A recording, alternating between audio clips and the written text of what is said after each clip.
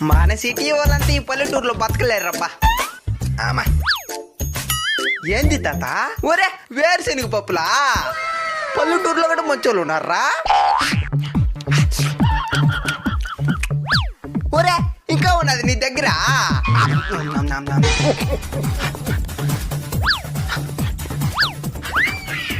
ఇందా ఏంది తాత అద్యా? ఓ ఇదే.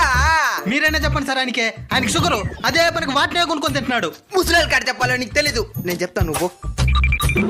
అదంతా ఎక్కువగా తినకూడదు తాత.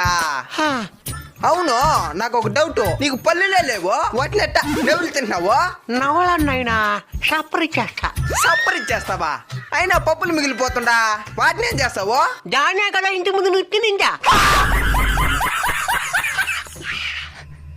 సప్పరిచ్చిన పప్పులు ఇచ్చేస్తావా?